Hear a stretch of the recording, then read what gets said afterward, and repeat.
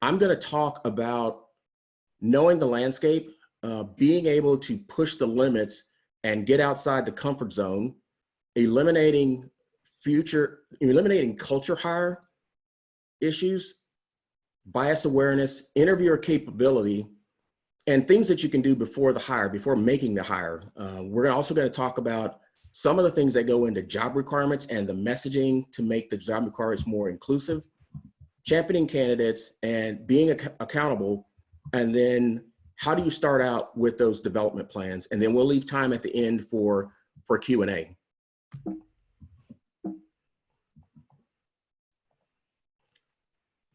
So knowing the landscape, what I mean by this is, as a hiring manager, you're in a unique position to impact change and resources. The first thing you want to do as a hiring manager is just ask questions. That's what we do well as hiring managers.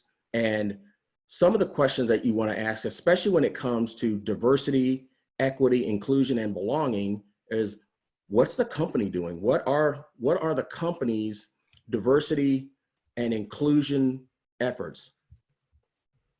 You also want to know, why is the company involved in diversity? So asking those questions, understanding what's working, ask the questions around what's working, what are the challenging, what's not working, what are the leaders doing, and are leaders committed to diversity and inclusion?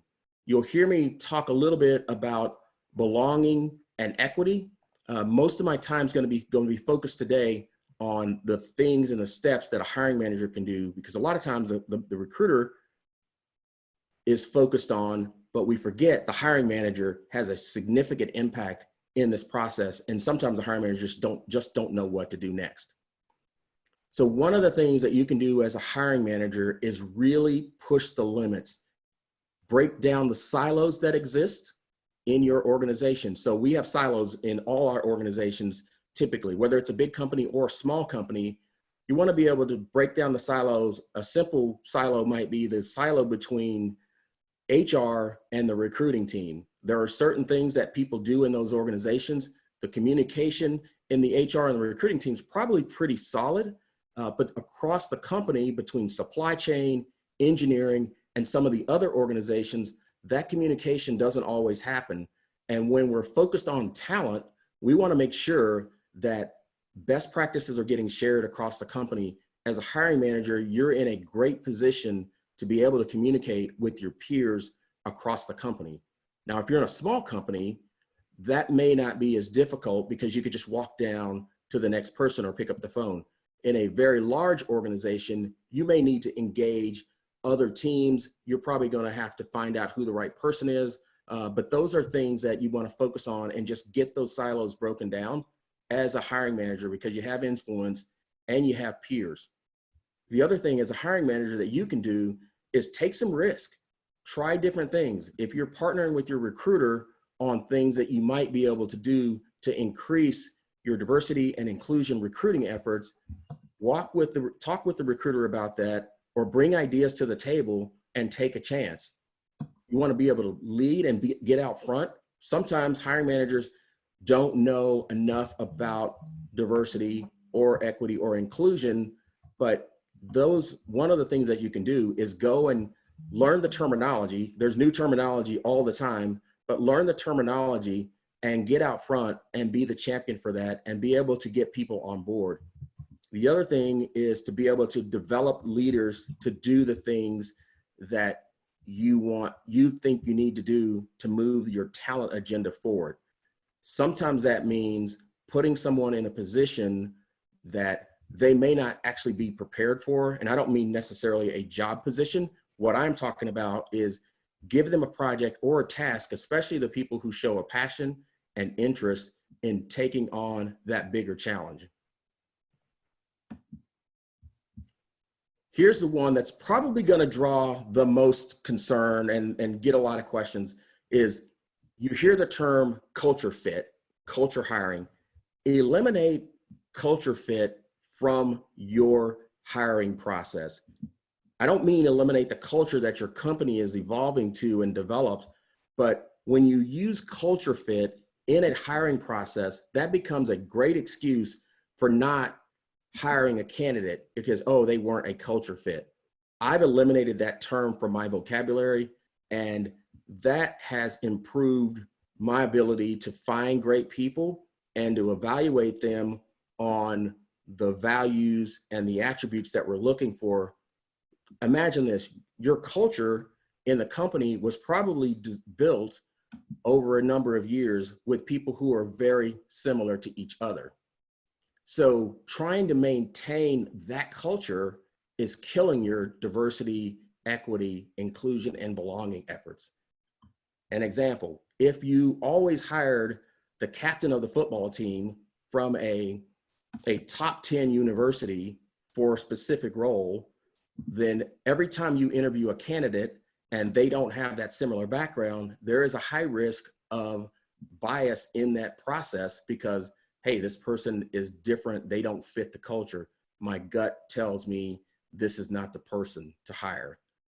As a hiring manager, you're in a great position to identify that and to model behavior that gets you hiring not for culture fit, but for the attributes and the values that you want in your company. Diversity, I'm not going to go through a lot of definitions here, but diversity is not homogeneous. It's just the definition of diversity means different. And when you are hiring diverse talent, that brings people to the table who are different, and they are additive to your culture and to your diversity, and enables the change that you want to see happen in your organization. So as a manager, embracing that change is difficult, but as a manager, when you embrace that change, you're transforming your company and your culture to a place that allows you to be more inclusive, allows you to have people who feel like they belong in your company, and gives you the opportunity to make sure that you've got a level playing field and equity for everyone involved. But it takes change, it takes risk, it takes a consistency and a passion for doing that. So I'm going to touch on bias awareness. I know we hear about it all the time, but I specifically want to share some things that the hiring manager can do in the process of trying to really reduce bias in your hiring process. One of the things is to make sure that you understand the challenge in your hiring process when there is bias, and there's always bias. So one of the things that you can do as a hiring manager is to seek out professional help, one, to assess and evaluate what your bias are, and to train your teams to mitigate for that bias and to be aware of it, so that when you're in the interview process and when you're assessing talent, you're aware of that bias and you work through it to get past it. As the hiring manager, you are in a very unique position to be able to do that. And I mentioned this before, hiring for values and not necessarily for culture fit is a way to make sure that you are leveling the playing field and being fair.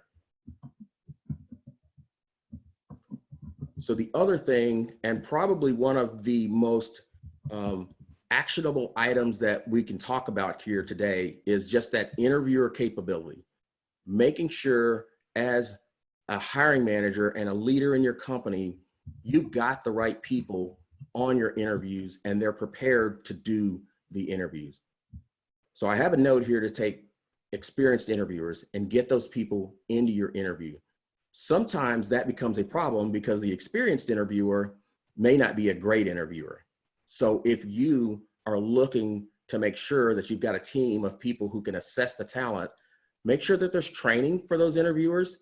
Make sure that you're aware of the question that this interviewer has been asking for the last 5 or 6 or 7 or even 20 years that may not be appropriate in today's market.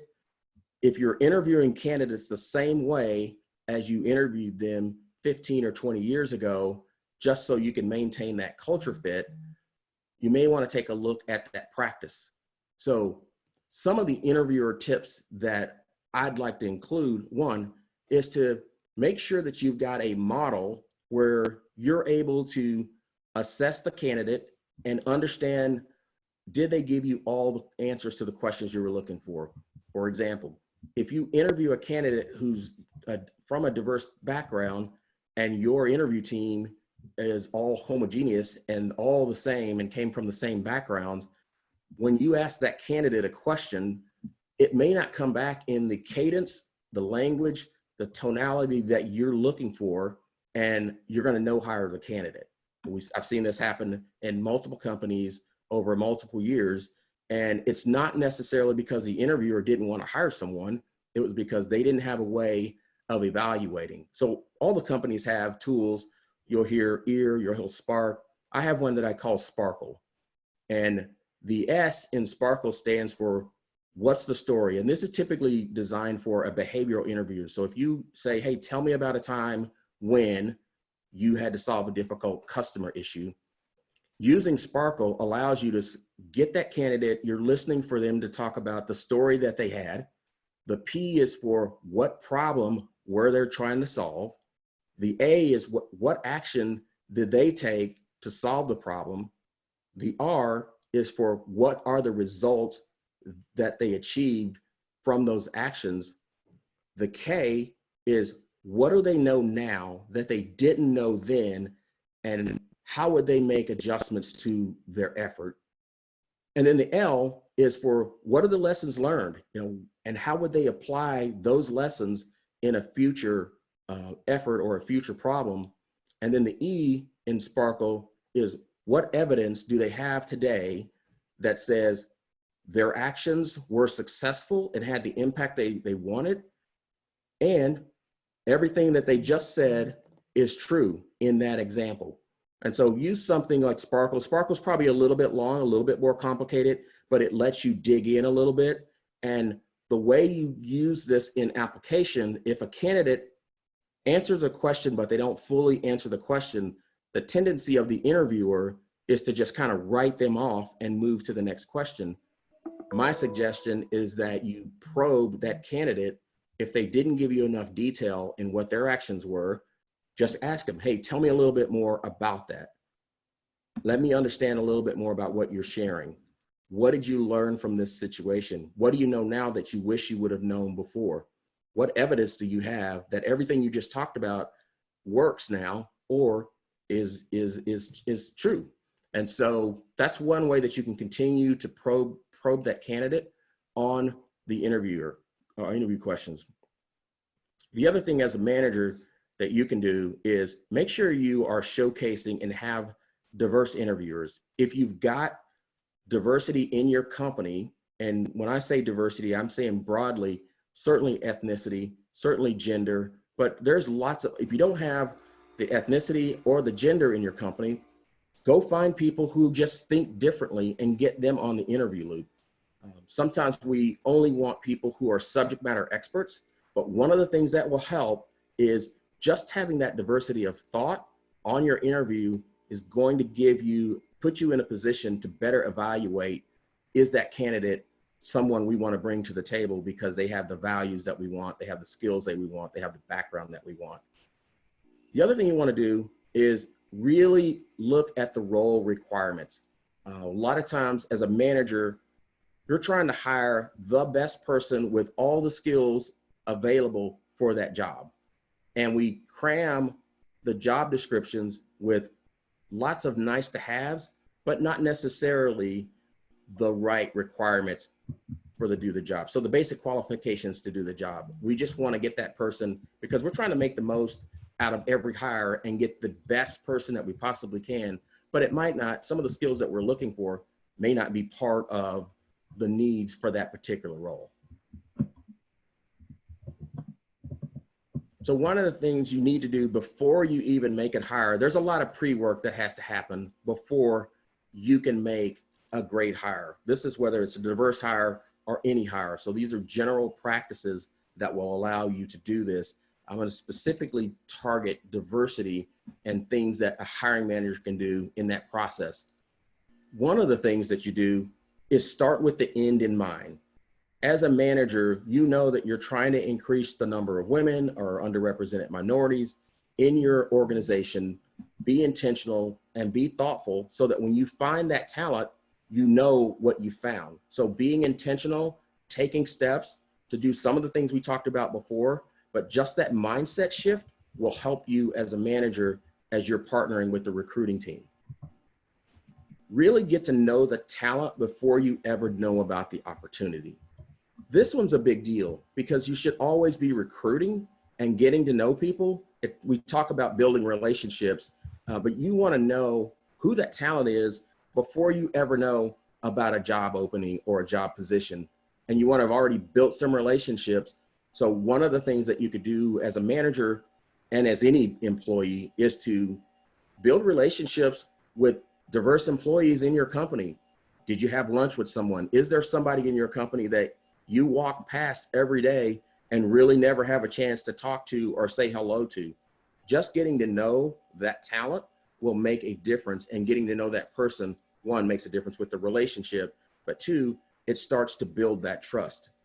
And if your company has what are called employee resource groups, or sometimes you'll see them, hear them called affinity groups, or some organizations call them business resource groups. These are groups that have diverse talent from a wide range of demographics, perspectives, orientations.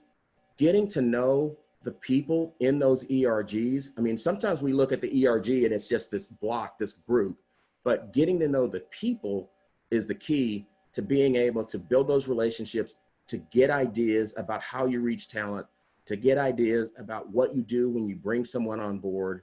Those are great resources that a lot of times companies don't take advantage of as much as they should. Cody, question for you is, how do you get involved with those groups? I mean, you attend lunches, meetings? Can you give a little more example there? Yeah, no, it's a great question, Jeff. Some of the organizations that have employee resource groups are organizations that have a full-time diversity and inclusion leader, and that person helps stand up those ERGs, or they may have already existed. Most of the time, companies publish those groups within their internal company. Sometimes you can find those organizations on the external website. Companies always talk about the groups that they have, the resource groups that they have. If your company doesn't have those people, then you may want to engage a company that may have groups like that and just pick their brains around how they set that up, how they got started. Normally, when an employee starts, they get information on those ERGs and what exists. And just because an ERG, let's take one, it may be, you know, Blacks in technology or women in technology or whatever the group is. Here's the key that a lot of people forget. You don't actually have to be a member of that demographic to join that ERE or to become a champion or an ally for that ERG and a partner for that ERG. I think the biggest thing is to get engaged with those ERGs and to leverage the people and the relationships in the ERG, because that's going to give you a connection to the communities that you're trying to reach. So one of the biggest thing as a manager that you could do is provide the budget and the resources.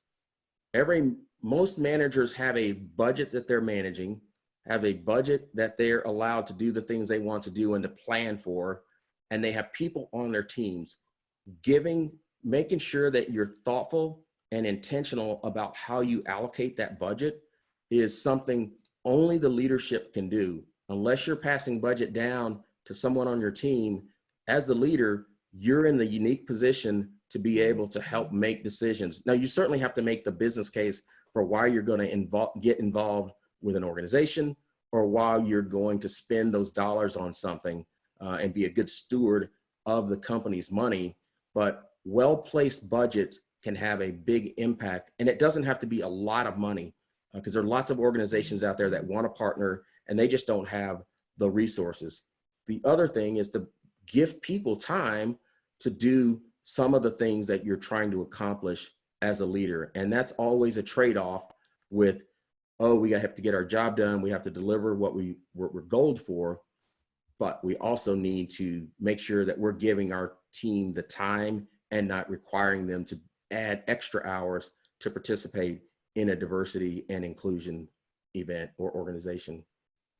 One of the simplest things to do as a leader and as a manager is host events. You don't have to have the biggest organization to have a coffee day or to have an open house where you're sharing information about your company. Lots of companies are doing this, but a lot of times I think companies think, oh, if I don't have the big brand, no one's going to want to come. Well, if you engage your ERGs, engage your employee base, and just put the word out, hey, we're hosting an event where we want to get to know people in this community. And it doesn't always have to be at your facility. You can do it at another facility, or you can go to the organization's facility and host this event. So that's another way that a hiring manager can have a significant impact in the diversity and inclusion recruiting effort. And one of the things that's, if you're in engineering, getting good at meeting people. All you have to do is just say hi a lot of times. And this is harder than it sounds. I'm a recruiter, so I'm used to reaching out, shaking hands, calling people, talking to people all the time. I get my energy from people. If you're in a role or your personality, intrinsically, you're not that person, work on it a little bit and get with someone who is good at meeting people, who enjoys that, and let them do some of that work for you. But if you get good at just saying hello and meeting people, that makes a difference. I know this sounds pretty simple, but it does make a difference because it becomes down to, it's all about relationships. So hiring, job requirements.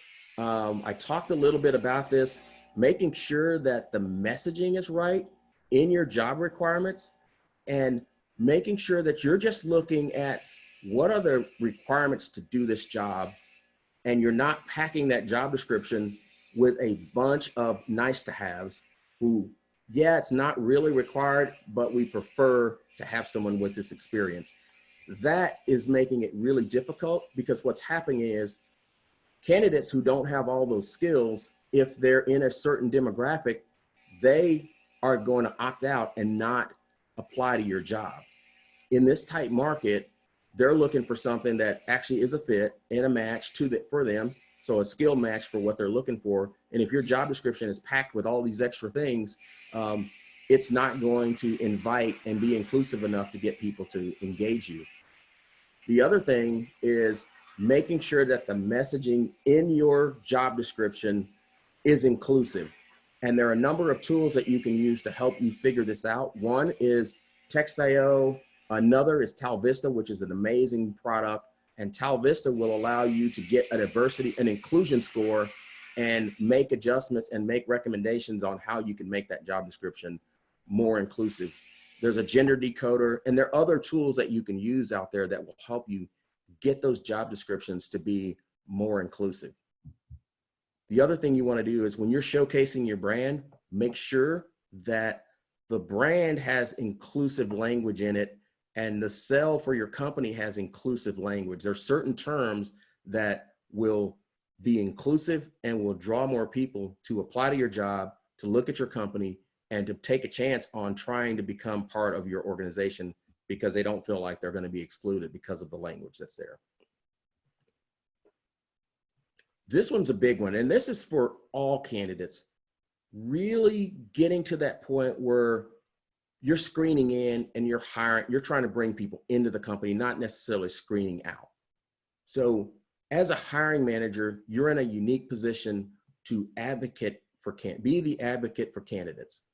There are a number of candidates that the hiring manager could be the advocate for and help move them through, especially if you're listening for bias in the interview process, bias in the debrief. As the leader and the hiring manager, you should own that debrief. The recruiter a lot of times is going to be running it and run the framework for the debrief, but the content of the debrief, the hiring manager is in a good position to listen for bias or things that may not necessarily relate to the core requirements of the job. It might be all about nice to haves. And in that case, a lot of times you're going to miss a great hire because as a hiring manager, you're in the position to influence that. Consensus is definitely the enemy of diversity, because if everyone group thinks and doesn't agree that this person is a match because of some bias that came up through the interview, that's a challenge for you. We talked about the business case for diversity. As a hiring manager, spend some time. There's lots of information out there on the business case for diversity. Understand that, understand the moral reason, and then get beyond the business case for diversity and make things happen. Because there's a lot of talk about the business case, but the people who are in a great position to have an impact on the business and on the hiring is the hiring manager. The recruiters can bring people to the table. HR can put the best programs and processes in place. Talent and development can do everything they could do, but the hiring manager is key in this entire process because of the amount of influence and the leverage that the hiring manager has. And then as a hiring manager, take some time, sit with diverse employees. I don't know if you've ever being a technical person at one point in my career, I was used to being one person in IT who happened to be African-American. If you've never been in that position, it is an unusual position to be in, and a lot of people haven't been in that position. So make sure as a hiring manager, you're connecting with your diverse employees, all your employees, but certainly make an effort to go connect with the diverse employees that might be in your company who may not have a lot of people who are like them. And then become a sponsor, become a mentor. Some companies, in bigger companies, you're going to have mentors who are going to work certainly one-on-one with the person, but that sponsor is someone who's probably further up the hierarchy. They know about you, but they're the person who's going to advocate for you when you're not in the room. And so become a sponsor and find some people to be sponsors for and help them develop their career, because that works on the retention side. It's not necessarily the recruiting side, but it works on the retention component. And this one is the one, being accountable and making sure that you're holding your teams, yourself, and others accountable is another thing that the hiring manager is in a great position to do. Setting goals and making sure those goals are aligned from the top of the company leadership to the frontline recruiter to the individual contributor, making sure that there's alignment. So if your goal is to increase the number of women in an organization as a company, then the hiring manager wants to make sure that they're allocating the resources and the budget to get that, to achieve that goal, so that the recruiters can go to those events, or the hiring manager can go to an event, or you can have an open house. And you want to make sure that the training, maybe there's training that needs to happen with the interview team. All of those steps go to aligning to that goal of increasing the representation. And make it personal. As a leader, being accountable means making it personal and being personally aware of what the desired outcome is and owning that. And get your teams to learn how to screen in and not screen out. A lot of times you're trying to screen people out like, hey, they're not good enough to work here. Well, if you change that mindset, it's going to allow you to bring more people in, because you're looking for the good in the person and their capabilities and the values that they're bringing to the table, and not necessarily trying to screen them out. Cody? Yeah, Jeff. Can you give a specific example of when you see a company screening out? What exactly is happening in that process? Yeah, no, that's a great question. And a lot of times the companies don't even know they're doing this. I work with a company that has been they've been around for over 40 years. They are trying to hire and increase more diversity in their executive leadership for the first bench level leadership role. But there's a profile that they're looking for, because all the current executives came from a particular school with a particular GPA and had specific things that they did in college, whether it's 5 years ago or 15 years ago, that the company, if these people don't have those things, then they're screening them out and not even giving them a chance to interview or giving them a chance to demonstrate the success that they've had. And so screening out just means they're looking for a reason to say no, and it's up to the candidate to give the company a reason to say yes, which is it's subtle, but it's when that mindset exists, it has a huge impact on your ability to bring in talent that's different from the talent you already have. And so that screening out thing really is really closely connected to the culture fit question, and getting more open-minded and looking for ways to find the good things that the person brings to the table will allow companies to do a better job of increasing their diversity hiring. How can you overcome that from a skills perspective or an experience perspective? So you mentioned being an African American in an IT environment, and obviously you may have been the only person there. So you were the only one getting experience. So anybody else that was there wouldn't have the same experience that you do because you filled a role for a longer period of time, or maybe you had different skill sets. So how do you prevent from screening out based on those two things? Yeah, no, that's a good question. So a lot of times, and this goes back to the job requirements. What are the basic requirements for this job? People don't get experience until they have an opportunity to do a job. And because I had lots of experience doing a lot of different things because someone gave me a chance, I was fortunate that the Navy put me in positions that I was not qualified for, but I learned how to do it. So I got that level of experience.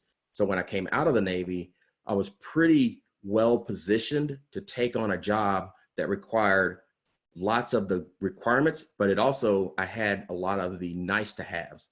And so stepping into the company, there wasn't anyone else like me who had that same background. Now we hired people, and some of those people had the same skills, but they also had similar backgrounds to mine.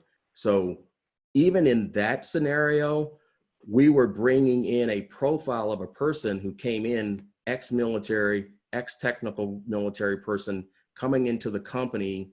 But we had already taken a chance on hiring like someone like me, and I'm sure someone before me had a similar background. Where the risk comes for the company is hiring someone who doesn't fit that profile and just hiring them on the requirements for the job, and can they grow into the other nice to haves that the job is asking them to do. So in this tight job market, does the employer need to focus on what skills they may be willing to train so that they're not necessarily screening out so many people because there's not as many candidates to choose from that say there were 5 years ago? Yeah, here's where the hiring managers have to come in and be decisive, take a stand, taking it personally, and taking some risk, right? The hiring manager is the person who's ultimately going to talk with the recruiting team about what they're willing to do. And so if the hiring managers start with the idea that we can teach some of the skill, and we're starting to see more of this where companies are saying, look, we need to hire people who have these values and these attributes. We can teach the skill because we want them to learn to do it the way our company does it and not the way they did it in other companies. So we are starting to see more of that. There's still a big challenge with especially mid-level and more senior level roles where they're just hiring based on experience and based on culture.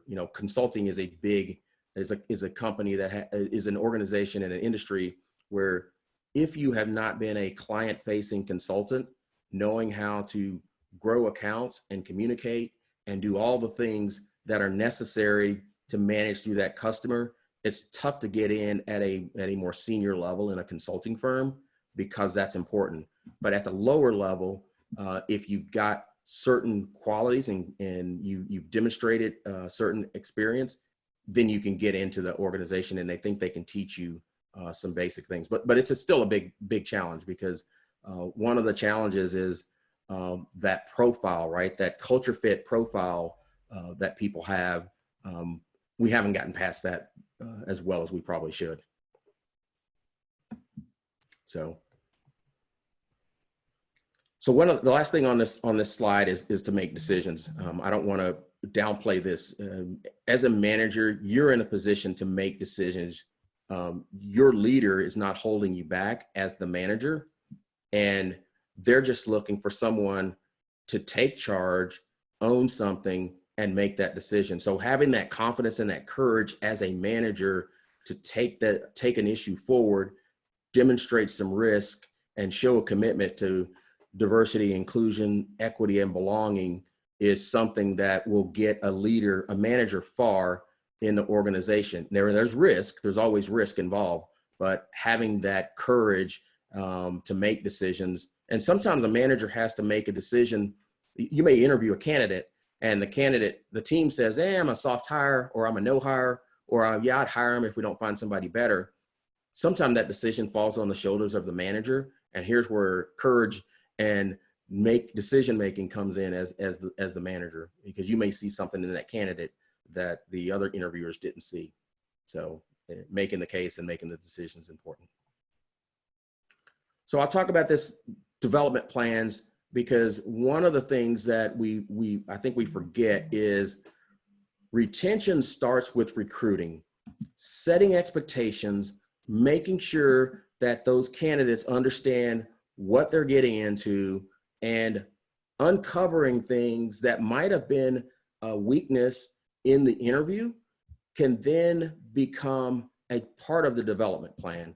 So when you go through your onboarding and include some of those things in the onboarding process to help develop those candidates, now your new employee, you knew when you hired them as a manager, when you made the decision, that they lacked certain background, certain skills, certain experiences. Putting that in their development plan is part of the key. As a manager, you own development plans, making sure one-on-ones are done regularly. I'm not preaching to the managers, because everyone gets busy, but these are things sometimes we forget and we put on the back burner. But doing those one-on-ones and showing your teams that you care is really critical. And one of the things, this is probably one of the best things I learned about doing one-on-ones with my team, is when you're giving someone training or you're creating that development plan, the words that you have to say are, this is for your development plan. I don't know if you've done the survey, and at the end of the year, after you did all the one-on-ones, created a development plan, your employee, the feedback was, oh, my manager didn't talk to me about my career development. The way to avoid that is just say the words, this is for your career development. Then they remember, oh yeah, my manager always talks to me about my career development. So that's a little Jedi mind trick, but it actually makes a big difference, because sometimes people don't know, they just see it as part of the daily work that you're doing. And then, tune into what I call WIIFM, right? It's what's in it for me, making sure that you're always looking to see what is in it for my employee to make them better and to help retain them and to help them refer people to our company who have similar backgrounds that they have, because they may not like the company enough and they're just looking for that next big opportunity. Let's hope not. But you will know if they love the company, because they're going to refer their friends and family to your organization. So that's all I had. I wanted to just share that real quickly with you. I open it up for a few questions. Jeff, I don't know if we have any questions or not. I had a couple of sent in by email for people that said they couldn't attend. They wanted me to ask you a couple of questions, so I'll get those up. How do you identify bias in the process? Yeah, that's a great question. So things that are triggered, that give you a trigger that there's some bias in your process. So let's take, for instance, a debrief. The debrief somebody might say, yeah, I just wasn't feeling it. Oh, I don't think they're a fit. Those are things that make you go, okay, this person is looking through a filter that is causing them to say these things. You may look at certain names, right? There are names on resumes that people look at and they're like, oh, I don't think that's the person we want to get. So you always want to ask them what makes you say that, and you'll start to learn more about it. Schools, where did this person go to school? That makes a big difference. Parts of the country, those are things that make a big difference. So when people start to have, my gut tells me I've got an instinct about this. Sometimes they don't even know. It's called unconscious bias, and there's lots of training on it. There's lots of information out there that will help really discover, hey, I've got a bias against this. I've got a bias here that I wasn't even aware of. And so those are a few things that you see in the bias process, is just knowing when you hear that in a debrief, especially, oh, I don't think they're a fit. Oh, I didn't connect with the person. Yeah, we just didn't click. Those are things that let you know there's some bias in the process and not the objective interviewing and questioning that might have happened to get more factual information out of the candidate. So I have another question in here from Kay. Should a manager actually do recruiting when they're not getting a good pipeline? Yeah, that's a great question. You know, all the recruiters are going to cringe when they hear me answer this, but I do think that it's important for managers to have the option of trying to do some recruiting. And when I say that, I mean, certainly they can use some of the recruiting tools, but getting out, meeting people, which I talked about before, meeting people, getting to know people, attending meetups. The best recruiting a manager can do is be present, be available for people to talk to you and understand what your jobs are, what's your organization about, and really being an advocate and a champion for the organization and the roles and your mission as an organization. The recruiters can certainly show a manager how to do some actual hands-on tactical recruiting. That's not always the best use of their time. The manager could also do what I call a sourcing session, where they get with their recruiter or a couple of recruiters and have the recruiter bring up profiles of people and then be able to talk the recruiter through, this is a good person and this is why. Because what happens is a recruiter can go and look for, even if a recruiter doesn't fully understand the functional area and the roles in depth, they know how to go look for stuff given that feedback from the manager. So I think managers should recruit in the sense, and the other thing with a manager recruiting, we'll learn how difficult recruiting is. And so that sometimes gives the recruiter a little bit of slack. But I think that communication is really critical and really key, and getting out and meeting people and getting those referrals is a key. And one of the best things that a manager can do from a recruiting perspective is when you get a new hire, and I know some companies do this, that new hire, find out who they went to school with, who they worked with, who they think was an amazing partner in school. All those things allow the manager to then either pass those names on to the recruiter or to go out and reach out to the person themselves and just say, hey, I'd love to talk to you about it, this opportunity. Okay, so we have another question from Heather. How do you suggest coaching the hiring manager that you suspect is turning down a candidate based on their own biases? Yeah, that's one where the recruiter, I think the recruiter needs to bring some data to the table and say, hey, look, we've had this many people come through the organization in this group. Here's what the outcomes have been. I would also ask that manager, hey, tell me a little bit more about why this candidate wasn't a match for your role. Can you share more about that? I do think as the recruiter, you need to call out in the sense that you're highlighting what the profile, painting a picture, right? So take those candidates, paint that picture of why people got declined, what their backgrounds were relative to other people who might have gotten hired, who have, they're not as qualified as the person that you hired. And so asking questions about that and getting a good understanding from the manager during the debrief as to why they declined that candidate and why they like other candidates. And so I think those are a few things that you could do with a manager that's difficult like that. So if you're, I'm going to do a follow-up to Heather's question. So you've tried to coach this person, all right, and the bias is there. is there a way that you can change it up, bring another person into the interview process or something else to not overlook those candidates? Yeah, I think if you have a, well, here's what happens in a lot of companies is candidates get submitted to multiple requisitions at the same time in different groups.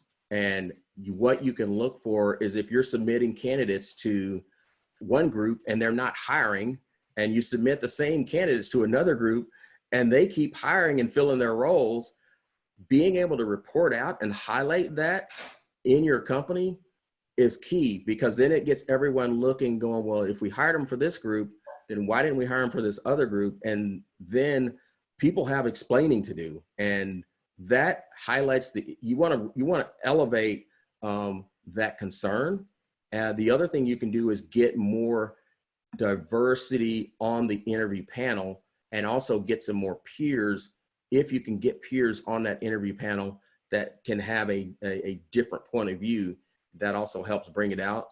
And then ultimately you want to check to see, can we get this manager through some bias training so that that manager becomes aware of their own bias, because they probably aren't aware of it today. And they are just hiring the way they've always hired, which goes back to early what I said. If they're hiring like they did 20 years ago, they're a little outdated in the hiring. And certainly if it becomes a big enough issue, then you elevate that issue, your concern, based on reporting what you see to that manager's manager. Say, hey, I think we have a concern here. Here's what the pipeline's been looking like. And before you do that, I would certainly go to the manager and talk to them directly about what you're seeing. Heather says, great points, thank you. All right, so we have another question from Kay. You mentioned equity and belonging, but you didn't really cover that. What is it? Yeah, so every year you're going to see we get smarter and smarter on how we describe what this diversity world, right? So you'll hear terms like diversity, inclusion, equity, and belonging. And so belonging, I'll talk about that first, is if you are part of an organization and you feel like you belong and you feel like you could be what people will call your authentic self, or you could just be you, bring your whole self to work, you feel an emotional connection to the organization, and you feel like you're part of the organization. It's one of those things, like if you belong to a family, there's a connection there that you have with that family, where you feel like this is right, this is where I should be. Equity really gets to the discussion around, is it a level playing field? Is everybody treated the same way? Or is everybody getting promoted at the same level, right? Regardless of your demographics or your gender or your orientation or any of your personal preferences. Is it a level playing field, and we treating the same way? And one of the big topics that's been there has been pay equity for gender, right? There's a lot of conversation, a lot of discussion, studies and research that show women are paid less than men for the same job. And that equity issue might cut across gender, demographic, lots of different places where it needs to be equal, right? You're trying to level that playing field, and you're trying to make sure everyone has the same opportunity or is rewarded in the same way that their colleagues are. And so you'll hear normally diversity, equity, inclusion, and belonging. And certainly all those terms really give a bigger picture as to where the transformation needs to happen to create the workplace that you want to be in. And so those are some of the definitions. I can certainly send out more information on DE&I and belonging to the group. We can email that out. Okay, so if somebody is a brand new recruiter and they want to learn more about diversity and how specifically to recruit for more diverse candidates, where would you recommend they start? Yeah, well, I'll tell you now, I'm happy to connect with anyone on diversity and inclusion recruiting. And, you know, I do this work for free if my family would eat cat food, but, you know, I love sharing this information. And so I would say you could do a quick search on the internet and you can find lots of information on diversity recruiting. We focus on diversity recruiting. It's a passion of mine. I've been doing it for a long time. And I have a personal reason for doing diversity recruiting. But you could start and do a search on the internet. We've got information on our website at diverserecruitingexperts.com. And I certainly will make sure my email's out there so we can kind of guide people through some of that. But there are a lot of places out there that you could go.